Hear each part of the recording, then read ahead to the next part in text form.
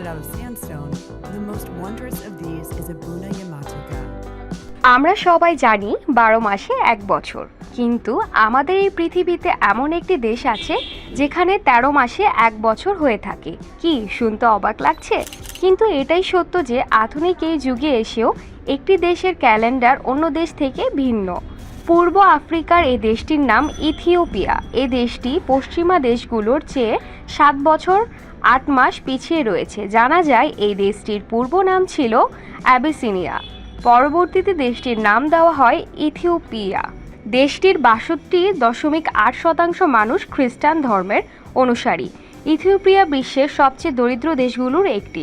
দেশটির অর্থনীতি প্রায় সম্পূর্ণরূপে কৃষির উপর নির্ভরশীল। এই দেশটি বাংলাদেশ থেকে প্রায় 8 গুণ বড়।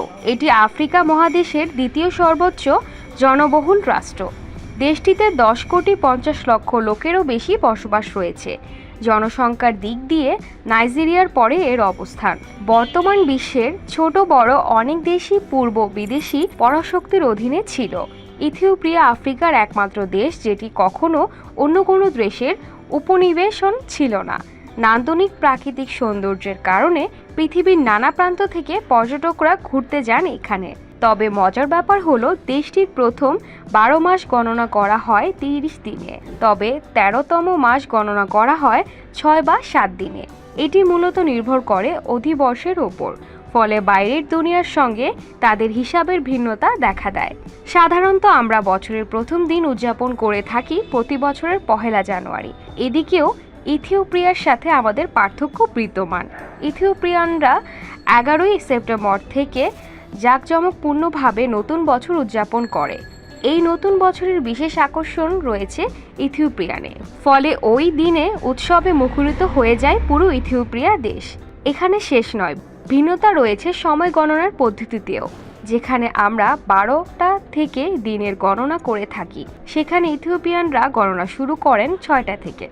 সম্প্রতি জানা যায় ইথিওপিয়ান মানুষেরা খাদ্য সমস্যায় খুব কষ্টে দিন যাপন করছে।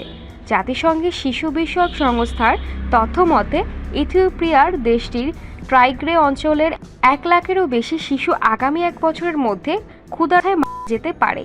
ওই অঞ্চলের বেশিরভাগ শিশুই স্বাভাবিক ওজনের চাইতে 1/3 কম। ওই দেশের স্বাস্থ্য বিভাগের তথ্য মতে প্রতি মাসে অপুষ্টিতে আক্রান্ত 4,000 শিশুকে চিকিৎসা দিতে ব্যবহৃত সামগ্রী শেষ হয়ে আসছে। আরও জানা যায় ট্রাইগ্রে এলাকার প্রতি 2 জন গর্ভবতী মায়ের মধ্যে একজনই অপুষ্টির শিকারে ভুগছেন। দ্রুত কোনো ব্যবস্থা নিতে না পারলে মারাত্মক ক্ষতির মুখে পড়তে হবে দেশটির।